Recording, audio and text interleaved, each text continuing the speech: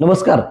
आज पलूस गावच्या ह्या अन्यायकार करवाढीच्या विरोधात आज सर्व पलूसकर एकवटलेले आहेत आणि सर्व पलूस मधले सन्माननीय पदाधिकारी, सर्व नेते मंडळी इथं पलसाच्या वर जो अत्याचार चाललाय करवाढीचा त्याच्या संदर्भात एकत्रित झाले आहेत.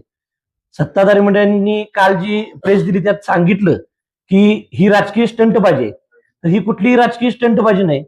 हे लोकांचं आपण काय तर चांगलं करायचं आहे ह्या उद्देशानं एकत्र आलेली ही सर्व मंडळी आहेत आणि ह्या मंडळींचं आपणा सर्वांनी मगाशी सांगितल्याप्रमाणे सर्वांना आव्हान आहे की तुम्ही पण सत्ताधारी जर ह्या करवाढीच्या कचाट्यातनं वाचणार नाहीसा, माझ्याबरोबर सभागृहात काम करणारे सर्व नगरसेवक नगरसेविका ताईंना मी विनंती करतो की आपण ही त्या करवाढीच्या स्रोतात आहे, आपण पण त्या करवाढीच्या ह्याच्यात गेलेलो आहे. त्यामुळे तुम्ही सर्वांनी यात सहभाग नोंदवा. शासन जरी भाजपाचं सरकारवरती केंद्रात असलं, राज्यात असलं, केंद्रात असलं आणि महायुतीचे घटक जरी सर्व पक्ष असले तरी आपण हा ठराव विषय पत्रिकेवर घ्यायला पाहिजे होता.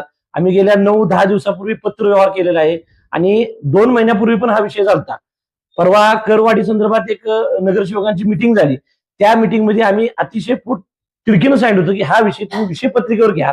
विषय पत्रिकेवर घेऊन सर्व पक्ष विरहित समावेशक सर्व प्रमुख नेत्यांना बोलवा आणि त्याची एक चर्चा घडवा आणि सर्व समाजातील लोकांना, सर्व पलूसकरांना विश्वासात घेऊन ही चर्चा घडली पाहिजे होती. पण तसं काही न करता अतिशय एकलगारबी कारभार केल्यागत यांनी विषय पत्रिकेवर विषय घेतलेला नाही. उद्याची मिटिंग, मासिक मिटिंग मध्ये पण हा विषय घेतलेला नाही आणि पलूसकरांना डायरेक्ट ह्यांनी सांगायचा प्रयत्न केलेला आहे की करवाढ ही होणारच आहे म्हणजे हा सरळ अत्याचार आहे.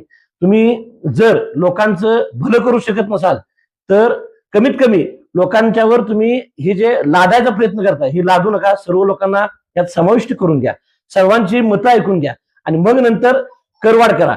करवाढीला कोणताही आमचा विरोध नाही. करवाढ ही वेळोवेळी झाली पाहिजे, पण ती योग्य वेळ झाली पाहिजे आणि योग्य मूल्यांकनाप्रमाणे झाली पाहिजे.